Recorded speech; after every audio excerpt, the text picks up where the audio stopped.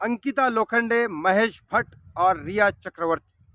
आज इन तीनों के बारे में ऐसी खबर बताऊंगा मैं आपको कि आपके पैरों तले ज़मीन निकल जाएगी, जो आपको कहीं नहीं मिलेगी खबर।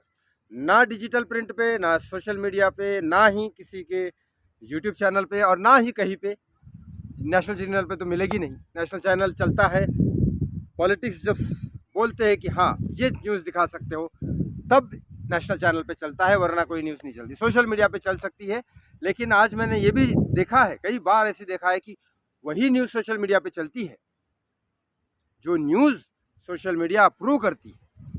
मैं कम्युनिटी गाइडलाइन और इसकी बात नहीं कर रहा हूँ, मैं वो बातें कर रहा हूँ क्योंकि हर पॉलिटिक्स में, इंडियन पॉलिटिक्स की बात कर रहा हूँ, इंडियन पॉलिटिक्स की पार्टीज जितनी हैं उन्होंने अपने अपने एप्लीकेशन भी खरीद रखे हैं। किसी ने इंस्टा खरीद रखा है, तो किसी ने ट्विटर ले रखा है, किसी ने फेसबुक ले रखा है। ऐसा चल रहा है। मेरे बारे में गलत बोलेगा ये तो वो ऑफ कर देना या उसके रीच कम कर देना, ये सब चल रहा है। तो चलो यहाँ बात करते हैं महेश भट्ट, अंकिता लोखंडे और रिया चक्रवर्ती। ये सारी खबर मैं आपको इस वीडियो में बताऊंगा, बहुत बड़ी खबर है। लेकिन इससे पहले मैं आपको हाथ जोड़ के प्लीज़ प्रणाम करके आपको बोल रहा हूँ कि इस चैनल को प्लीज़ सब्सक्राइब करो, इस वीडियो को शेयर ज़रूर करिए और लाइक करना ना भूलिए। आगे बढ़ने से मैं पहले और एक बात बताना चाहता हूँ कि पता नहीं ऐसा मुझे क्यों लग रहा है कि जो सुशांत के साथ हुआ और जो सुशांत करना चाहता था वो मेरे साथ ऑटोमेटिकली हो रहा है। मेरे ऊपर जो पिछले साल 6 फरवरी के साथ मेरे साथ जो हादसा हुआ, उसमें मुझे पहले मुंबई पुलिस आती है, फिर मुझे कोपर हॉस्पिटल ले जाती है, फिर मुंबई पुलिस स्टेशन ले जाती है, फिर यहाँ होता है। इन सब वारदातों में मुझे पता चला कि किस तरह से मुंबई पुलिस काम करती है, किस तरह से कोपर हॉस्पिटल काम करता है, किस तरह से क्या चीज़ें होती हैं। इसके बाद सेम चीज़ें जो सुशांत के साथ होती थी कि बॉलीवुड से बॉयकॉट किया गया उसको, फिर उसके साथ फाइनेंशियल इशू आने लग गए। फिर वो ये सोच रहा था कि मैं ऐसी जगह जाऊँ, कहाँ पे जाऊँ, पावना सिटी जाऊँ।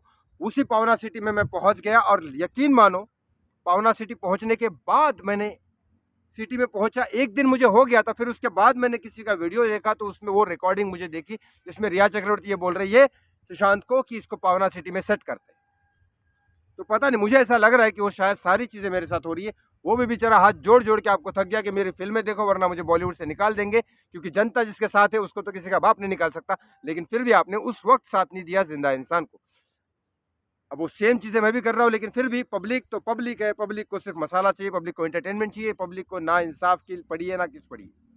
अगर वाकई में इंसाफ की पड़ी होती तो 2 साल से हाथ जोड़ के बोल रहा हूँ रोड पे आ जाओ, 2 साल से हाथ जोड़ के बोल रहा हूँ पेड़ पीआर वालों को मत देखो, 2 साल से हाथ जोड़ के बोल रहा हूँ कि भाई सपोर्ट करो ना। ना, हमें नहीं करना, हमें एंटरटेनमेंट चाहिए। चलिए एंटरटेनमेंट आपको देता हूँ, लेकिन सच्चा वाला खबर देता हूँ, झूठा खबर नहीं। और एक बार बोलता हूँ हाथ जोड़ के प्लीज़ चैनल को सब्सक्राइब करो, लाइक करो और इस वीडियो को शेयर ज़रूर करें, क्योंकि यही एक मेरा जरिया बना है कि मैं जिस लिए जस्टिस के लिए लड़ सकता हूँ सुशांत के लिए, और यही एक मेरा जरिया है जिससे थोड़ी बहुत इनकम होती।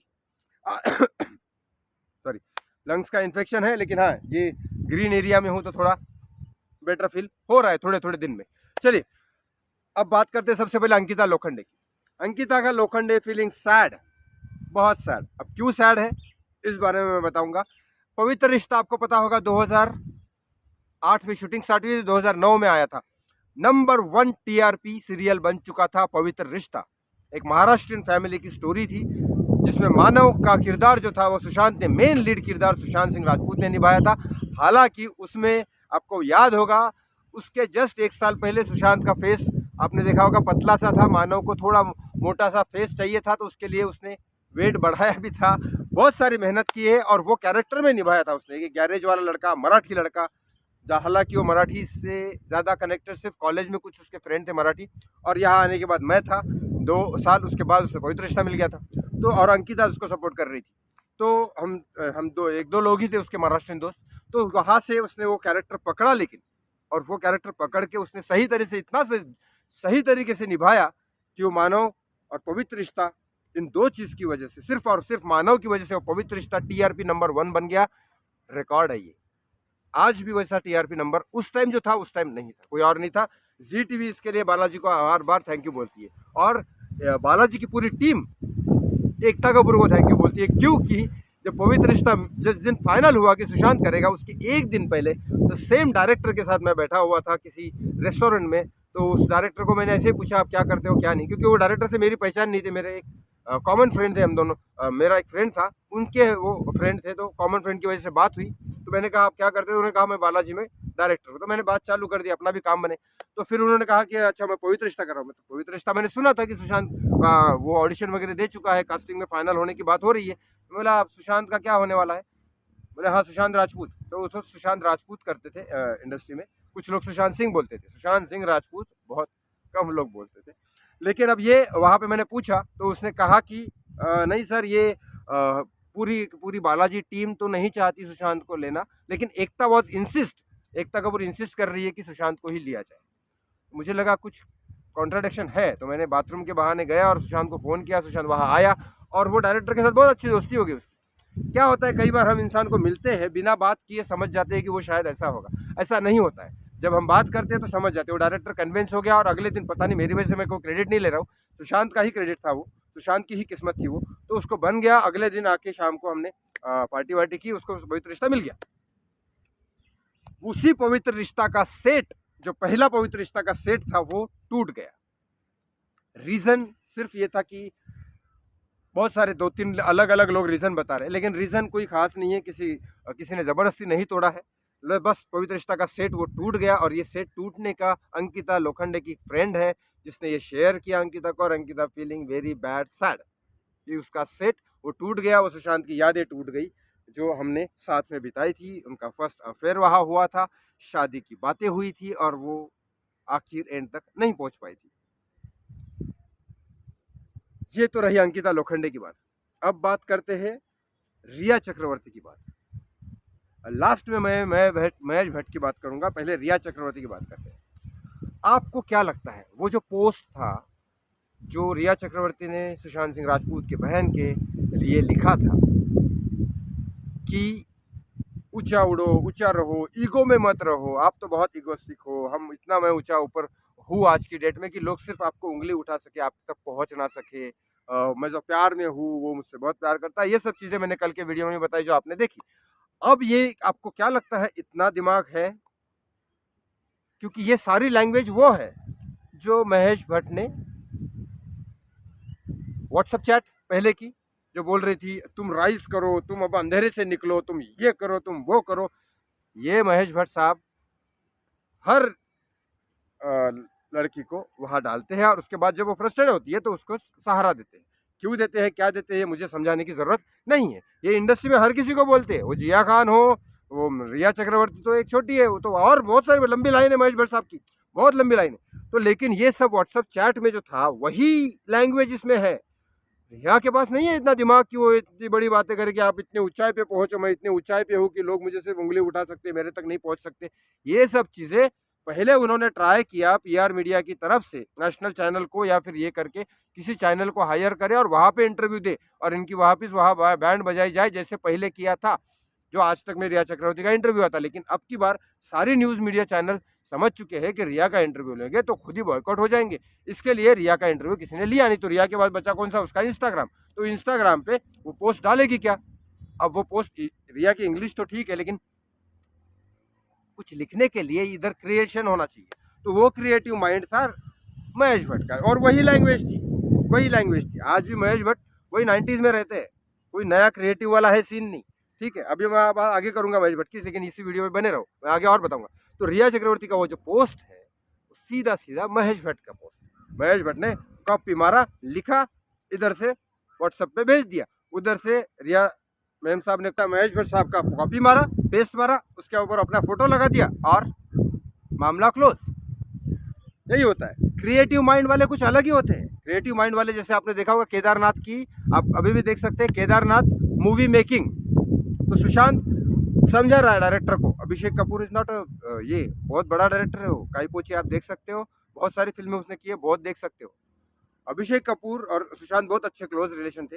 तो सुशांत अभिषेक कपूर को बता रहा है ऐसा ऐसा आएगा, ऐसा करूंगा मैं, ये सब बहुत क्रिएटिव लोग ना थोड़े घुस जाते हैं अंदर। तो ये होता है क्रिएशन। यहाँ तो भी सब कॉपी मारा, पेस्ट मारा, और किसका कॉपी मारा, वो 90s में ही जी रहा है अभी महेश भट्ट, वो 90s में ही है अभी, वो सड़क फिल्म में वो उस 90s में ही है। तो ये पोस्ट आया था वहाँ से। आगे सतीश मानशिंदे ने बोला कि तुम बच जाओगे, तुम कुछ नहीं होगा, तुम्हें कुछ नहीं होने देगा, ये करेंगे, डालो पोस्ट, जो करना है करो, कुछ नहीं होने वाला। ये सतीश मान शिंदे और महेश भट्ट का मामला है, उस पोस्ट के पीछे की स्टोरी।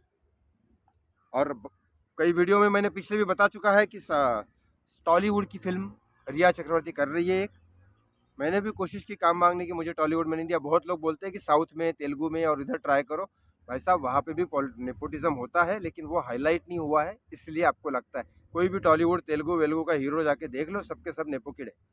हाँ, टेक्नीशियन को काम देते हैं, लेकिन वो मैं जब फ़ोन करता हूँ बोलते सर आपका लैंग्वेज का इशू है, लैंग्वेज आपको समझाने के लिए एक लग रखो, ये करो, डांसिंग स्किल वगैरह सब अपनी जगह पे, लैंग्वेज इशू हो जाता है। चलो अब बात करते हैं तीसरे हमारे मेन पॉइंट की, जो महेश भट्ट। अब महेश भट्ट के बारे में मैं बात करूं तो महेश भट्ट आज की डेट में इतने ज़्यादा फाइनेंशियली डाउन हो गए हैं, बहुत ज़्यादा। क्यों? ओटीटी प्लेटफॉर्म ने, और एक फिल्म जब बनती है तो पहले थिएटर इनकम होती है, फिर ओटीटी इनकम होती है, फिर उसके सैटेलाइट इनकम होती है जो टीवी पे जाती है। सैटेलाइट इनकम के बाद उसके ऑडियो राइट्स भी होते हैं, ऑडियो राइट्स की इनकम होती है जो टी सीरीज़ और ये सब कंपनीज करती है। इसीलिए स्पॉन्सर्स में आपको स्टार्टिंग में टी सीरीज़ वगैरह दिखाई देता होगा। इसके बाद भी लास्ट में जब जब वो सैटेलाइट पे चलती है, उनके राइट्स होते हैं कि 1 साल तक, चलो जी सिनेमा ने राइट्स ले लिए, 1 साल तक हम सड़क 2 इतने बार दिखाएंगे, कॉन्ट्रैक्ट साइन हुआ, उतने पैसे दिए। वो हर चीज़ में, थिएटर में तो पूरी तरह से कोरोना था उस टाइम तो डाउन हो गई। उसके बाद जिस तरह से बॉयकॉट किया गया सड़क का, सड़क के पीछे की स्टोरी मैं अभी बताऊंगा थोड़ी देर में। जिस तरह से बॉयकॉट किया गया एसएसआर फैन ने, क्योंकि लाइक से ज़्यादा डिसलाइक थे उस वीडियो में, तो सड़क 2 का ट्रेलर में, और फिर उसके बाद ओटीटी प्लेटफॉर्म पे गिर गई। सैटेलाइट वाले लेने को तैयार नहीं थे, क्योंकि पहले जब सैटेलाइट पे दिखाया गया नेशनल टीवी पे, नेशनल फिल्म वाले चैनल पे, तो वो बहुत ही कम टीआरपी थी। उसके बाद जब उसके ऑडियो राइट्स गए तो सड़क 2 में मुझे नहीं लगा कोई ऐसा गाना ऑलरेडी अच्छा है जो चलने वाला है, तो वो भी डाउन हुआ। आज की डेट में पर ईयर सड़क 2 को बहुत ही कम पैसे मिल रहे हैं, जो महेश भट्ट इस वजह से पूरी तरह से बर्बाद है। और महेश भट्ट का अपोजिट सुशांत सिंह राजपूत से जाने के पीछे की स्टोरी सड़क 2 कैसे, मैं बताता हूँ। रिया चक्रवर्ती ने पहले फिल्म बनाई थी महेश भट्ट के साथ, जिलेबी। पहले सोनाली केबल बनाई थी किसी के साथ, लेकिन उसमें से कुछ एसोसिएट थे भट्ट फैमिली के, तो उन्होंने रिया चक्रवर्ती को उससे मिलाया। फिर रिया चक्रवर्ती ने महेश भट्ट के साथ एक फिल्म बनाई, जिलेबी। जिलेबी फिल्म बनाने के बाद, उस जिलेबी फिल्म के बाद जो प्रमोशन वगैरह में किया महेश भट्ट और रिया चक्रवर्ती ने, वो आप सबको पता है। उसके बाद महेश भट्ट और रिया चक्रवर्ती कनेक्शन में थे, कंटिन्यू कनेक्शन में थे। मेरे डैड की मारुति देने के पीछे महेश भट्ट ने अप्रोच लगाया था रिया चक्रवर्ती को। फिर इस बीच में शिबानी दांडेकर वगैरह ये सब फ्रेंड्स बने, बड़ा अच्छा खासा नाम था। शिबानी दांडेकर फरहान अख्तर की वाइफ है आज की डेट में, बहुत अच्छे खासे एरिया में वो बैठ गई। उसके बाद सुशांत सिंह राजपूत के साथ किसने भेजा, क्या भेजा, उस बारे में कंप्लीट जानकारी मुझे नहीं है, इसके बारे में मैं किसी को क्लेम नहीं करूंगा। लेकिन जब महेश भट्ट रिया चक्रवर्ती जब सुशांत सिंह राजपूत को मिली, तो उसके बाद महेश भट्ट के साथ कनेक्शन में थी। उसके बाद महेश भट्ट ने एक प्लान बनाया कि मैं एक फिल्म बनाने वाला हूँ, सड़क 2, क्योंकि सड़क उसमें सेकंड वर्जन बड़े हिट होते थे। तो फर्स्ट वर्जन था सड़क, जो ऑलरेडी सुपर डुपर हिट थी संजय दत्त पूजा भट्ट की, उसमें सॉन्ग्स वगैरह अच्छे थे, डायरेक्टेड बाय महेश भट्ट। अब सेकंड फिल्म आ रही सड़क 2, उसके लिए ऐसा कोई हीरो चाहिए। संजय दत्त को हम डाल देंगे, चलो ठीक है, लेकिन संजय दत्त हीरो का रोल तो नहीं कर सकता, तो वो एजेड का रोल करेगा। जिस तरह से स्टोरी स्क्रीन प्ले देखी मैंने, तो एजेड का रोल करेगा। मैंने फिल्म देखी नहीं, लेकिन स्टोरी वगैरह सुनी है किसी के चैनल पे, जो वो बताते हैं ना कि कैसा होगा फिल्म, इस तरह से उस चैनल पे देखा है। तो उसके बाद रिव्यू जो होता है फिल्म का, वो देखा है। फिर उसके बाद हीरो हीरोइन कौन होंगे, तो बाकी लोग जो ऑलरेडी उस टाइम चल रहे थे, और कोरोना था तो लोग, कोरोना नहीं था, शूटिंग के पहले कोरोना नहीं था, लेकिन बाकी लोग जो चल रहे थे वो स्क्रिप्ट देख के ही समझ रहे थे कि पिक्चर चलेगी नहीं, तो उन्होंने मना किया। लाइक वरुण धवन और ये सब लोग तो मोहब्बत से मना करते हैं, लोग डायरेक्ट मना नहीं करते। तो क्योंकि बहुत तकलीफ उधर से, सर जी मैं तो दूसरी पिक्चर कर रहा हूँ, क्या करूँ, मैं तो नहीं कर पाऊँगा, क्या करूँ, मैं आपकी पिक्चर करना चाहता हूँ, मैं घर का सब करना चाहता हूँ, लेकिन क्या करूँ। तो ऐसे तरीके से लोग मना करते हैं बॉलीवुड के दूसरे स्टार, क्योंकि रिलेशन ख़राब नहीं करना चाहिए किसी के साथ। मेरे हिसाब से रिलेशन ख़राब तभी नहीं होता है जब नौटंकी ना की जाए, सीधा सीधा स्ट्रेट फॉरवर्ड बोला जाए, लेकिन वो नहीं करते।